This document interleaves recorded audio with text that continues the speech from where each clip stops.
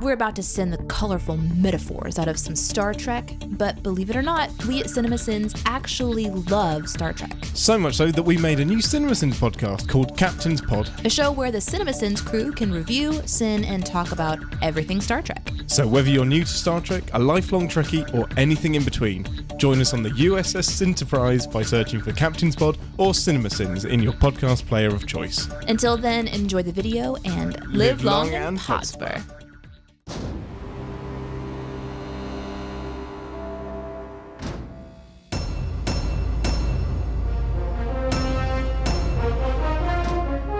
"54 seconds of credits, and no space, no stars, not even an obligatory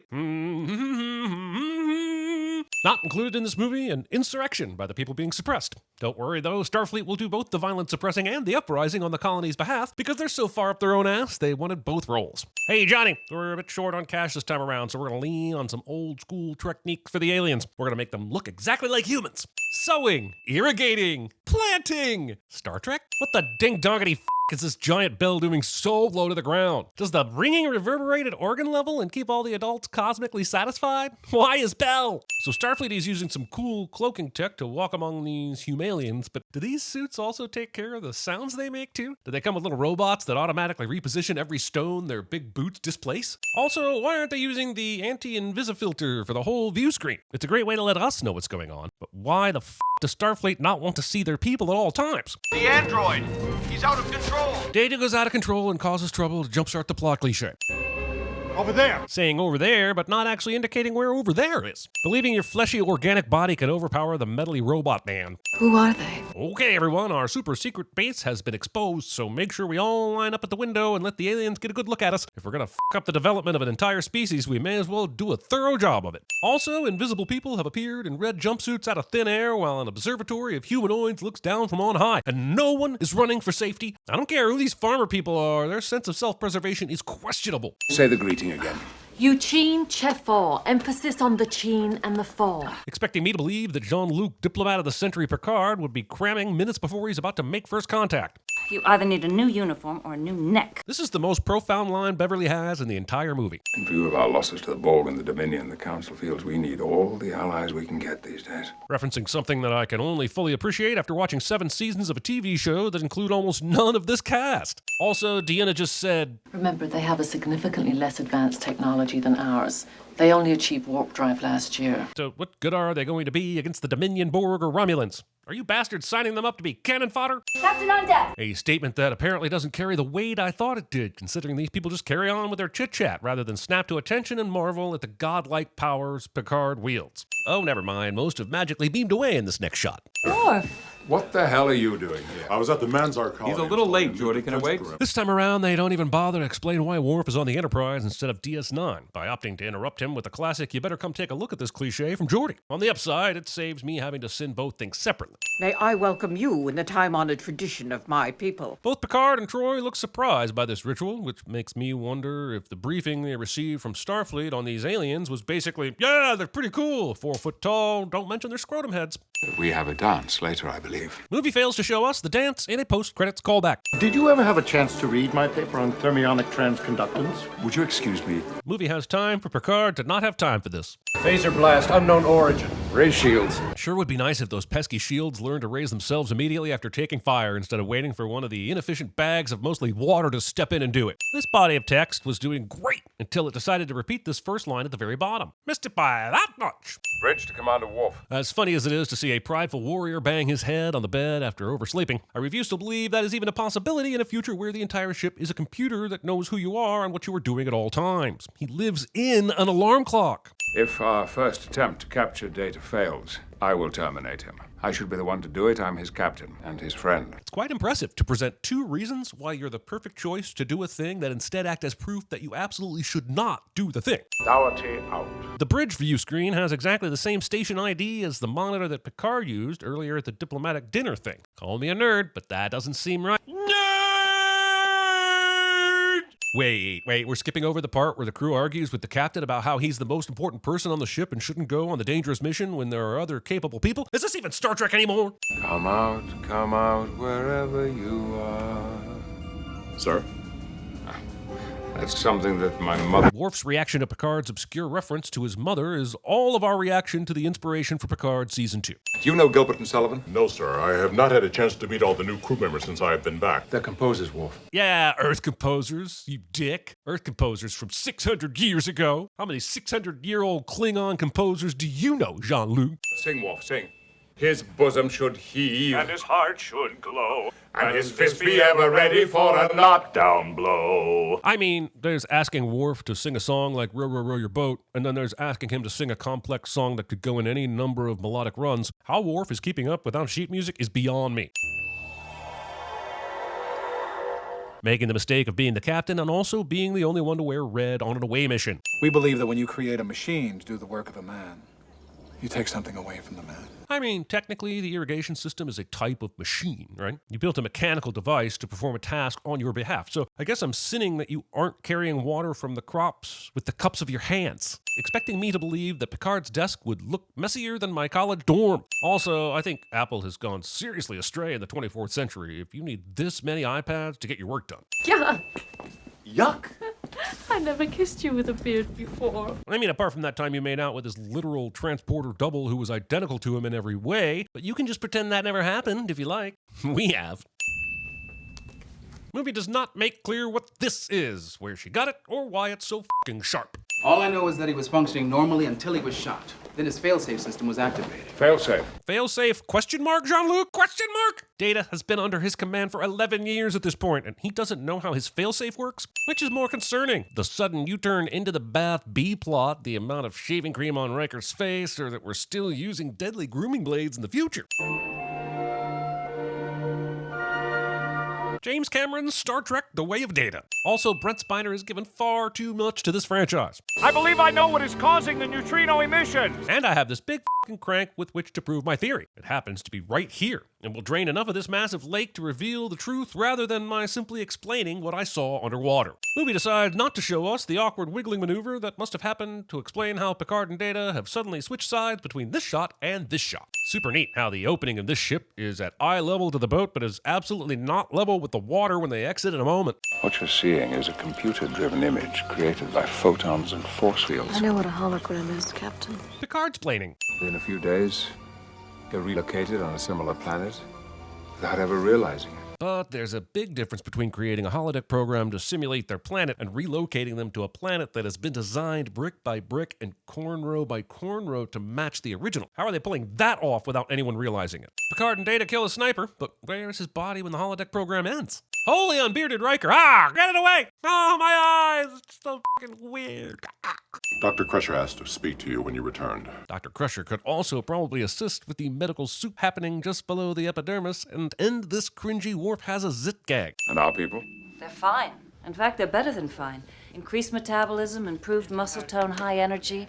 We should all be so lucky. The Enterprise's chief medical officer and former head of Starfleet Medical doesn't think this is at all odd and writes it off as just another Tuesday. Computer music. No, not that. Unrealistic Hale expectations. How old are you? The 1998 movie audience's gasp at the audacity of this question can still be heard today, throughout the space-time continuum. The metaphasic radiation won't begin to affect him until he reaches maturity. Oh, of course it won't. Have you ever experienced a perfect moment in time? A perfect moment. When time seemed to stop? Yes, I've had several in this movie already, but not the good kind. A single moment in time can be a universe in itself. Most people aren't aware enough of the now to even notice. Most people don't live on a magical f***ing planet that reverses aging and heals you. It took us centuries to learn that it doesn't have to take centuries to learn. In over a decade of doing this might be the most pointless f***ing thing I have ever heard. In 300 years, you never learned to swim. Jean-Luc Picard would be excellent at CinemaSins. I wonder if you're aware of the trust you engender, Jean-Luc Picard. I swear I heard a tinge of a French accent in that name delivery, and I'd love to know how this reclusive species of 600 Amish aliens learned about France. As Picard takes a walk on a bridge, I am reminded that a lot of people criticize this film for basically being a two-part episode of The Next Generation rather than a movie. I disagree. Most of The Next Generation two-parters were really fun. And even Birthright had the decency to last less than 100 minutes. Oh, neat! Geordi's painful eyesight arc has been addressed for good, because certainly the franchise wouldn't heal his vision finally and then rip it away later. You know, I've never seen a sunrise. Skip! No! In case you needed the satisfaction of part of a face actually popping open, this movie's got you covered. We have the planet, they have the technology. A technology we can't duplicate. A technology you conveniently can't duplicate. Say it with me now. Conveniently. It's the concentration in the rings that makes the whole damn thing work. Don't ask me to explain it. Making your character science stupid so that the movie has an excuse for yada-yadaing its stupid science. Admiral, delay the procedure. Let my people look at the technology. Picard just arrogantly assumes his people are smarter than all the collected brainiacs in Starfleet, as if it's as simple as intercepting a signal from a death probe and translating it into whale song. How many people does it take, Admiral, before it becomes wrong? The real question is how many evil admirals will it take before Jean-Luc realizes he might not be fighting for the good guys. He still hasn't tidied this desk. Someone said that fading from Pips to a dental horror scene would be cinematically pleasing, and they were wrong. I'm going to miss these little flesh-stretching sessions if I was my dear. Computer, beam in college girlfriend joke here. They won't begin the procedure while the planet is still inhabited. Basing your plan on the belief that the villains won't do the things all villains do and villain their way to success like the villains you know they are. Will, Geordi, go back and put a face on what's happening here. Oh, that explains why they're the only two that showed up with their Starfleet uniforms on while the rest of the crew is dressed for rebellious away team shenanigans. You can't really appreciate how interminably long 6 seconds is until you've spent it in silence, looking at something you guess is important but haven't been told why. We're leaving the village. Take only what you need. This guy doesn't follow this up with, "Damn it, Cheryl, will you stop ringing that bell for 5 goddamn seconds?" Yes, I know you've trained for years and thought you'd never get the opportunity, but how are they supposed to hear what I'm saying? The mountains have the heaviest concentration of Kelvinites. Once there, it'll make transport virtually impossible. Let's talk about Picard's plan. Prevent the Baku from being removed from the planet by taking them on a big old mountain hike into some caves where Sona ships can't transport them. But why are they doing this on foot? Wouldn't it be quicker to use the Enterprise's shuttles and the captain's yacht to move them all? Better yet, can't you just use the Enterprise to take them there? Even better yet, why not take that massive hollow ship? We have activated the transport inhibitors around the village. Great, just in time for everyone to run out of the village. Go with me here. Why not carry those transport inhibitors around with you, like an umbrella or something? Why secure them and then abandon them? They're blocking the beams with some kind of inhibitors. We'll have to locate and destroy them. Fortunately, I'm sure the transport inhibitors are covered by some sort of shielding that we've seen used before. Oh, apparently not. No. Son, you're carrying too much. I'll f***ing say. This plot burden appears to have packed every item of clothing he owns, all his action figures, a few thousand Pokemon cards, and the collected works of Shakespeare. How did he ever think he was going to carry this huge-ass bag? Your Federation opinion polls will open up public debate. Your Federation allies will want their say. Need I go on? Please, God, no!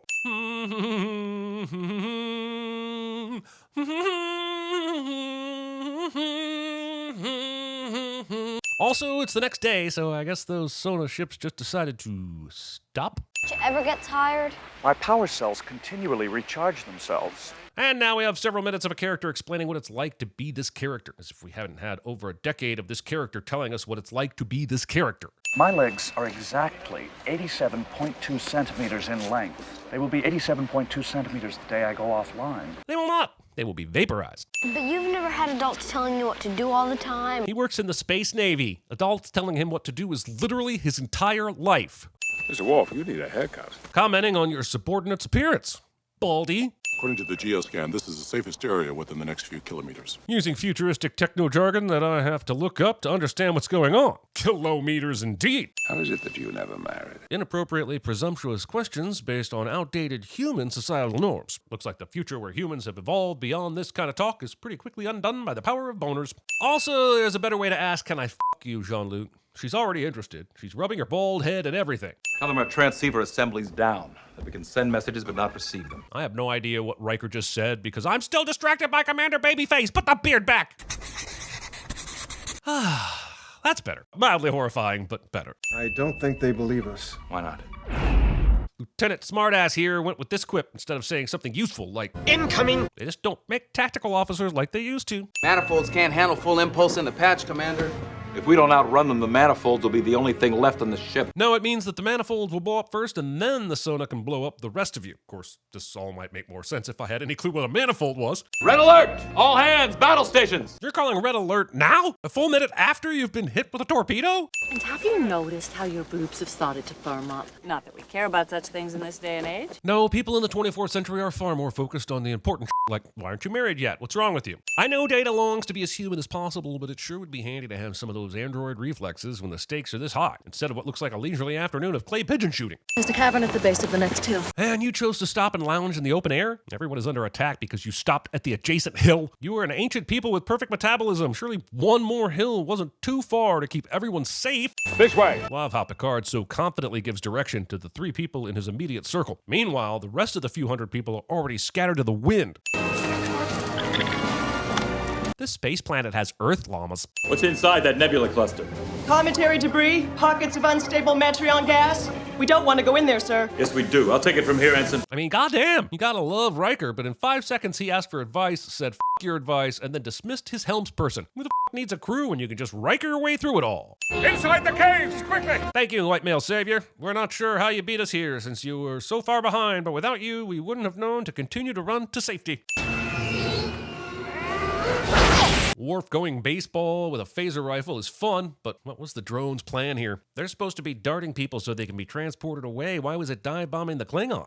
Definitely feeling aggressive tendencies, sir. And that's abnormal for a Klingon. How? Option. We could eject the core. Good old Star Trek. When in doubt, warp core out. Eject the core.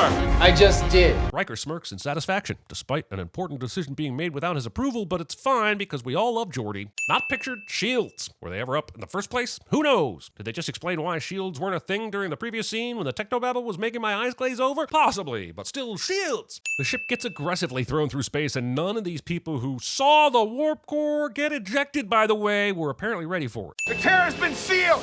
Yeah, but there's nothing to stop them from doing it again. And yet the Sona won't do it again, because that just wouldn't be fair now, would it? Will this structure hold if we were to blast through? I believe it is safe, sir. Not only will it hold, but it'll even create a nice little rubble-free opening for you to get through. Neat. Geordi, are those pockets of Metreon gas? Asking Geordi this when your helmsperson literally said, Pockets of unstable Metreon gas? Earlier, this was the whole reason you came in here, Riker. Was her word not good enough for you? Commander, if one of their weapons hits that gas! Don't worry, Mr. Daniels. Not only am I directing this movie and giving myself all the cool to do, but I'm also good buddies with the writer, and he said this is definitely going to work. I wouldn't be surprised if history remembers this as the Riker maneuver. Sorry, Geordi. History has already assigned that title to something which is far more risky and far less useful. Computer, access manual steering column. Manual what now? He's not going to...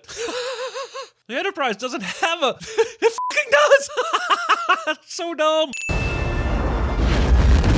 Shields? I suspect it won't be long before the drones get here. Hell yeah, let's go! Damn it, he doesn't mean Borg drones, does he? Help me find the power to keep you in this moment. This works, but did they really want it to? Doesn't this slow down everything? Earlier we saw this trick slow down the hummingbird, so isn't this going to slow down the people clearing rocks? So our crew leaves the caves to go... where? Presumably the remaining population is tucked safely in a cave without anyone defending them anymore, and our guys are just out here getting zapped? Why? I mean, we know it's so that Picard can get captured and move the plot along, but no, I guess that's it. The tagging drones have a nice little standoff instead of immediately tagging everyone, as if they've been directed to acknowledge the tension of the moment too.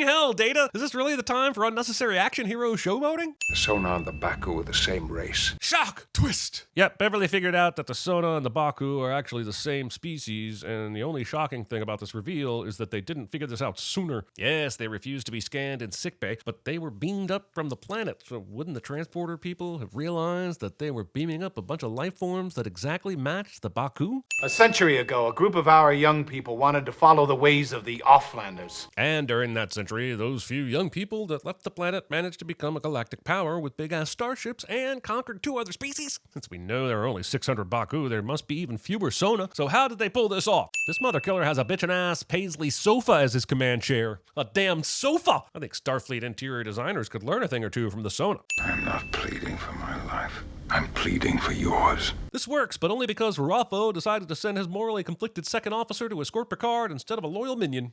We were transported to the holo ship when we reset our shields. Everything we saw was an illusion. You forgot to add a few descriptives. Everything you saw was a perfectly synchronized illusion that flawlessly recreated every smell, sight, and sound without anyone noticing it when it mattered most. Also, they were transported and didn't feel their molecules being deconstructed, experienced some blurred vision or mild paralysis. Just a bright light. They said they had to wait until the Baku were asleep before transporting them, so why is being unwillingly transported without realizing suddenly a thing that's possible? There's a problem aboard the collector. The launch sequence has resumed. But fortunately for the heroes, instead of continuing from 6 seconds, it's been reset back to 3 minutes. Mr. Wolf, try and find some way to beam through those shields. Yes, we may be able to transport between the shield generators. So wait, there's a gap between the shield generators that leaves the collector ship vulnerable? Did the guy designing the Death Star transfer to Starfleet? Beaming someone as far away from their goal as possible, but also within the eyesight of their enemy. Wait, didn't he get beamed from the Sona ship? Why does this look like the transporter sparkles that Starfleet used instead of the transporter sparkles that we saw the Sona use? None of these idiots bring a gun to a mutiny fight. Remember earlier in the movie when Picard was struggling to remember the pronunciation of a greeting? Deck 10. But now he can instantly translate an alien's language and know which buttons to press and which thingies to swivel so he can dismantle technology he's never encountered before. I remember. And for reasons, they do not save the bad guy. What a bunch of selective dicks. You think when we get away from this metaphasic radiation, it'll change the way we feel? Is Riker really asking about Troy here? For some reason, Worf's response to this question is if the planet had something to do with Riker's and Troy's feelings for each other being let out for some fresh air. But Troy and Riker were flirting with each other far before beaming down to the planet and experiencing the refirming of breasts and sharpening of jawlines. Don't bring the planet into the will they won't they TNGTs. I wish there were a way to bring them back home. Possibly. I'm afraid there's too much bitterness on both sides. This asshat wishes for a solution to unification and then refuses to face a fear of bitterness as if she doesn't have all the time in the world to work through conversational solutions. Oh hey, Beverly's in this movie. What am I going to do without you? Not be involved in highly dangerous cave-ins and carry on the same wonderful life you had before a human crashed into your utopia and questioned your desire to swim or have a life partner. Androids.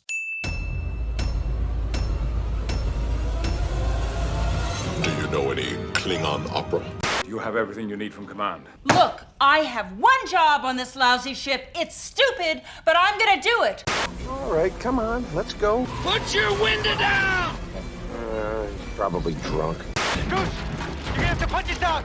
Can't reach the ejection handle. Eject! I'm trying. Eject, eject! Go to sleep, go to sleep, go to sleep. Open sesame. If that suit comes off in the pool, Joe, it should be easy to find. Is attempting a reverse 1.5 tuck. Here is Rob. I'm not sure there was any tuck at all. Yippee-ki-yay, motherfucker.